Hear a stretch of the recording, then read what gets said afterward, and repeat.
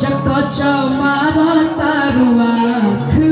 पियर फराक वाली अरे के बाद कि गोरी फूला झाड़ी बारू पापा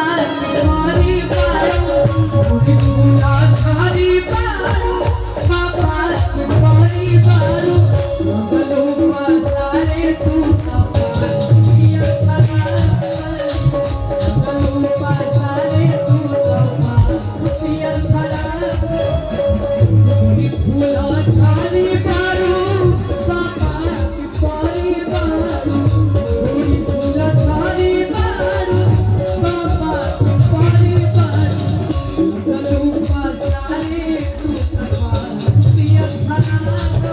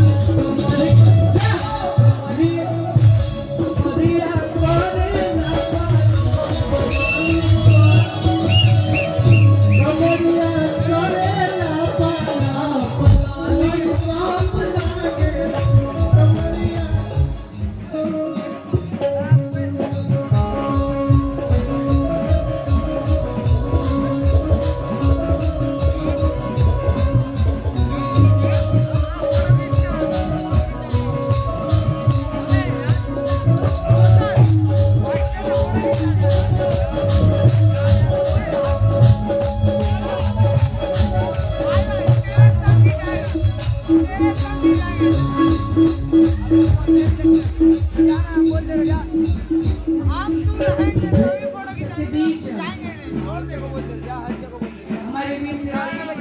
मेरा भाई आया हुआ है तो इसके लिए जोरदार ताली बजाइए। अभिषेक अंकल भी है और एक लाइन कि जुड़ गई तो हरा से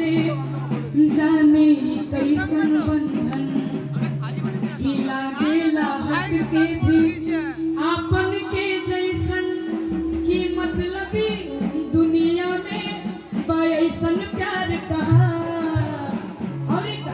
कि तहरा जैसन भाई कहा तहरा जैसन यार कहा तहरा जैसन भाई कहा तोहरा जैसन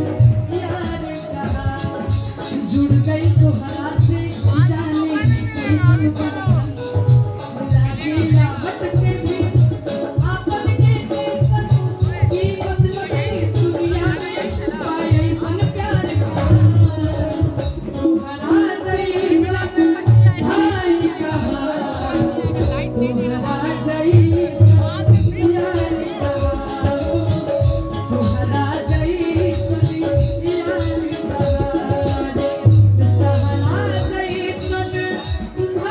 कहा तोहरा जैसन भाई एक बार जोरदार ताली बजा दे। भैया रहा तू आबाद कि हंसी खुशी जिंदाबाद आ दुख देला ना बाबू अमाई के हम तो पा गई हो अलखन जैसन भाई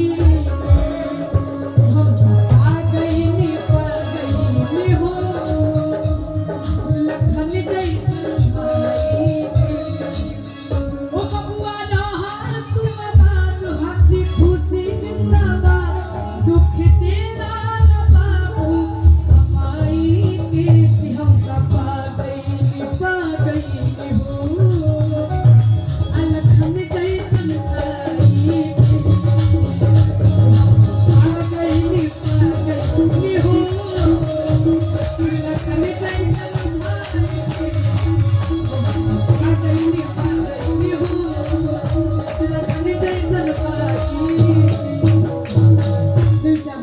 बहुत बहुत धन्यवाद, एक बार जोरदार ताली बजा